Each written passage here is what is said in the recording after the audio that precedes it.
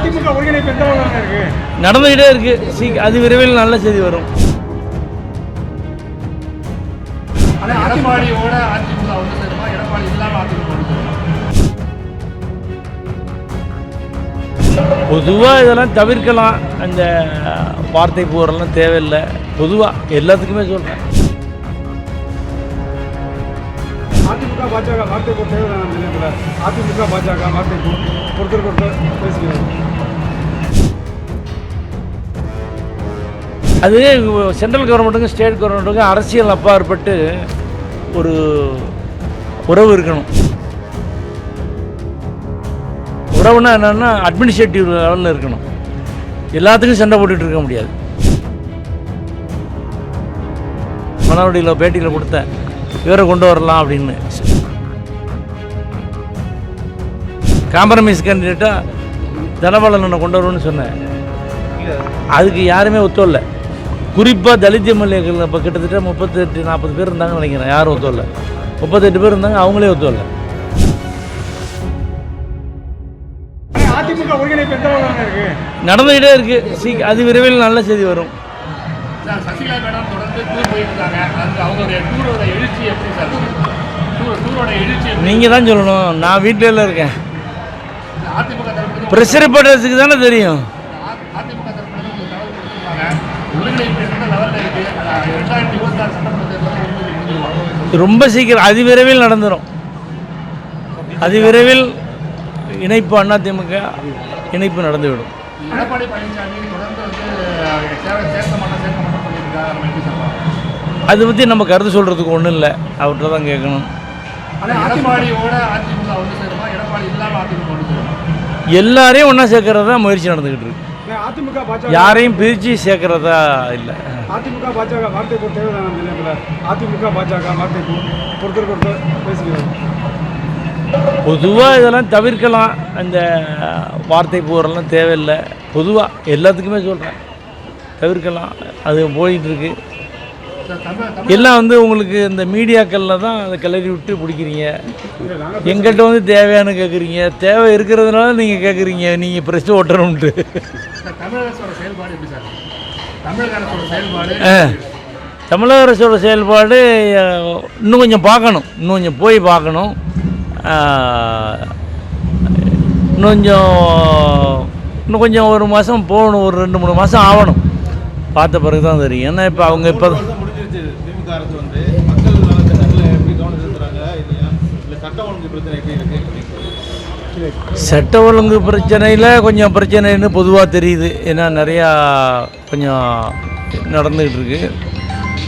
மற்றபடி உங்களுக்கு அந்த பொதுநல திட்டங்கள்லாம் செய்கிறாங்க.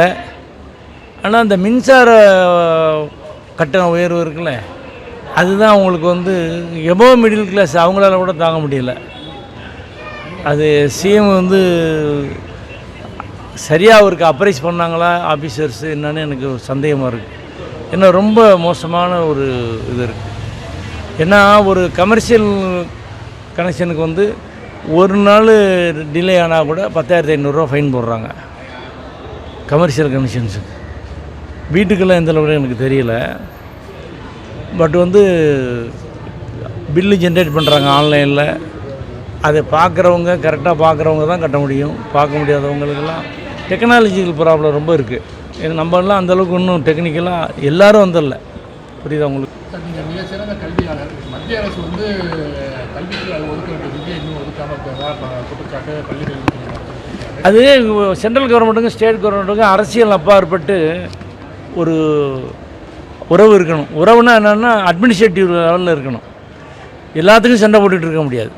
புதிய கல்விக் கொள்கை திட்டத்தை கட்டாயப்படுத்துறாங்க மத்திய அரசு. அதனால தான் புதிய கல்வி திட்டத்தை மத்திய அரசு புதிய கல்வி திட்டம் அவங்க கொடுத்துருக்காங்க.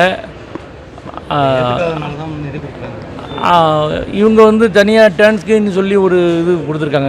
நாங்கள் காலேஜுக்கெல்லாம் வந்திருக்கு சிலபஸ்ஸு. இப்போ கல்வியாளர்கள் கல்வி நடத்துகிறவங்களும் பிரச்சனையில் இருக்காங்க. ஸ்டூடெண்ட்ஸுக்கு ஒன்றும் பிரச்சனை வராது. ஏன்னா ஏதாச்சும் ஒன்றும் ஃபாலோ பண்ணிவிடுவாங்க. நாங்கள் இப்போ எங்களுக்கெல்லாம் அங்கே நெருக்கடியாக இருக்குது. மத்திய அரசுலேருந்து ஒரு ப்ரெஷர், மாநில அரசுலேருந்து ஒரு ப்ரெஷர். எதுக்கு நாங்கள் ஈல்டாக வர முடியும்? ஆக மொத்தத்தில் எல்லாமே சமாதானமாக நல்லா பேசி தீர்த்து போகலாம். அவங்களும் வந்து கல்வி வந்து மாநில பட்டியலுக்கு வர்றது நல்லாயிருக்கும். என்னோடய அபிப்பிராயம் மாநில பட்டியலுக்கு வந்தால் தான் அங்கங்கே லோக்கலைஸ்டாக வந்து நம்ம வந்து எல்லாமே பண்ணலாம், திட்டமிடலாம். கல்வியை பொறுத்த வரைக்கும் மாநில பட்டியலுக்கு அதுக்கு முழுசாக வந்துடணும் அப்படிங்கிறது என்னுடைய கல்வியாளன் என்ற முறையில் என்னுடைய ஒரு கருத்து. 2026 சட்டசபை தேர்தலுக்கான பேச்சுவார்த்தைகளை திமுக கமிட்டியாக ஆரம்பிச்சிட்டாங்க. என்ன நீங்கள் அதிமுக வந்து ஒருங்கிணைப்பு என்ன பண்ணலாங்கிறதுல இது காலதாமதத்தில் வாய்ப்பு இருக்காது. எதுக்கு காலதாமதம் கேட்குறீங்க? ஒருங்கிணைப்புக்கு ஒருங்கிணைப்பு தான் விரைவில் நடந்துன்னு சொல்கிறாங்க. இன்னும் 2 வருஷம் இருக்குல்ல, உங்களுக்கு 1.5 வருஷம் இருக்குது. இந்த நேரத்தில் அதிமுக நிர்வாகிகளுக்கும் குறிப்பாக எடப்பாடி பழனிசாமிக்கும் நீங்கள் கொடுக்குற அட்வைஸ் இல்லை. ஏன்னா ஏற்கனவே வந்து அதிமுக அதாவது கீ ஃபேக்டராக நீங்கள் இருந்தீங்க. அப்படிங்கும்போது அந்த நேரத்தில் கீ ஃபேக்டராக இருந்தவர் வந்து எடப்பாடி கொடுக்க வேண்டிய அட்வைஸ். எடப்பாடி எனக்கு அட்வைஸ் கொடுக்குற அளவுக்கு நான் பெரிய ஆள் கிடையாது. ஏன்னா நாங்களாம் வந்து அவர் எங்களோட மூத்தவர். எடப்பாடி அண்ணன் வந்து 4 வருடம் முதலமைச்சராக இருந்தவர். அதனால் வந்து நம்ம பெரியவங்களுக்கெல்லாம் நம்ம அறிவுரையே சொல்ல வேண்டியதில்லை. எல்லாருக்கும் மனசில் இருக்கும் கட்சி சேரணும்னு. அதனால் எல்லாருமே இப்போ ஒன்றா நெருங்கி வந்து எல்லாம் சேர்ந்துருவாங்க. அது ஒன்றும் பிரச்சனை இருக்காது. 4 பேர் எதிர்ப்பு தெரிவிச்சிருக்கா, உடனே சேரணும் அப்படிங்கிற மாதிரி சொல்லி அவரை வந்து ப்ரெஷர் கொடுத்துருக்கா சொல்கிறாங்க. அந்த 4 பேர் வந்து உங்கள்கிட்ட டைப்பில் இருக்காங்களா? உங்கள்கிட்ட பேசியிருக்காங்க? எங்கள்கிட்ட யாரும் டைப்பில் இல்லை. அவங்கள்ட்ட சசிகலா மேடத்தோட பேசிட்டு இருக்காங்களா? அது அவங்கள்ட்ட தான் கேட்கணும். சசிகலா மேடத்திட்ட தான் கேட்கணும். சமீபத்தில் அரசியல் கட்சி தலைவர்கள்லாம் ஒருத்தர் மனம் புண்படுற மாதிரி கிண்டல் அடிக்கிறது, கேள்வி அடிக்கிறது ஒரு நகைச்சுவையாக போயிட்டு இருக்கு. அதை எப்படி பார்க்குறீங்க? தமிழ்நாடு அரசியல் ஒரு காலத்தில் ரொம்ப அழகாக இருந்தது. இப்போ அந்த மாதிரி தான் போயிட்டுருக்கு.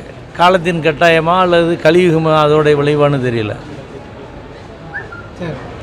எதுக்காக ஒருத்தர் அசிங்கப்படுத்திக்கிட்டு என்னத்தை காண பாருங்க. தமிழ்நாடு அப்படிங்கும்போது எல்லோரும் ஒத்துமையாக இருக்கணும். அரசியல் நேரத்தில் எலெக்ஷன் நேரத்தில் பண்ணிக்கலாம். பாக்கி நேரத்திலலாம் 24 மணி நேரம் டிபேட்டுன்னு உட்காந்தா அடுத்தவங்களை திட்டுறது, இவங்களை விமர்சனம் பண்ணுறது. டிவியை திறக்க முடியலை. திறந்தால் அது அந்த ஈவினிங் டயத்தில் எல்லா டிவிலையும் டிபேட்டுன்னு வச்சு சாவடிச்சிக்கிட்டு இருக்காங்க மக்கள். அவ்வளோதான். அது நல்ல நிகழ்ச்சிகள் நிறையா இருக்குது. எஜுகேட்டிவ் நிகழ்ச்சிஸ் நிறையா இருக்குது. நிறையா பொது நிகழ்ச்சிகள் இருக்குது. அதெல்லாம் பண்ணலாம். இந்த டிபேட்டு யாருக்காக பண்ணுறாங்கன்னே தெரியல. 2026 எலெக்ஷனில் எங்கே ஒன்றா சேர்ந்துருக்காங்க. விவாகரனை களத்தில் பார்க்க முடியும். வேறு என்றைக்கும் நான் களத்துக்கு நேரடியாக வரமாட்டேன், பின்னாடி தான் இருப்பேன். தமிழ்நாட்டில் தலித் முதலமைச்சர் வர்றது இல்லை அப்படிங்கிற மாதிரி திருவாரூர் கருத்து தெரிவிச்சிருக்காரு. ஏன் நான் வந்து ஒரு 4 வருஷத்துக்கு முன்னாடி எடப்பாடி அண்ணனுக்கு ஒரு பிரச்சனை வரும்போது, தினகரனால் பிரச்சனை வரும்போது நான் என்ன சொன்னேன் அப்படின்னா, தனபாலை நம்ம சபாநாயகரை முதலமைச்சராக்கணும்னு ஒரு ப்ரப்போசல் கொடுத்தேன். அது இதே திருமாவளவன் அண்ணன் எல்லாருமே அதை வரவேற்று எல்லோரும் பேசினாங்க. ஒரு டிபேட்டாகவே போணுச்சு அது. அப்போ இருந்த தலித் எம்எல்ஏக்கள் அதுக்கு ஒத்து வரல. அவங்க ஒத்து வரல. தனபாலை இவங்க நினப்பு இருக்கு அவங்களுக்கு. நான் ஒரு இதில் சொன்னேன், மணவடியில் பேட்டியில் கொடுத்தேன், இவரை கொண்டு வரலாம் அப்படின்னு. காம்ப்ரமைஸ் கேண்டிடேட்டாக தனபாலனை கொண்டு வரணும்னு சொன்னேன். அதுக்கு யாருமே ஒத்து வரல. குறிப்பாக தலித் எம்எல்ஏக்கள் இப்போ கிட்டத்தட்ட 38-40 பேர் இருந்தாங்கன்னு நினைக்கிறேன். யாரும் ஒத்து வரல. 38 பேர் இருந்தாங்க, அவங்களே ஒத்து வரல. இதுபோன்ற செய்திகளை மேலும் தெரிந்து கொள்ள எங்களது யூடியூப், ஃபேஸ்புக் மற்றும் ட்விட்டர் ஆப்களை சப்ஸ்கிரைப் செய்யவும்.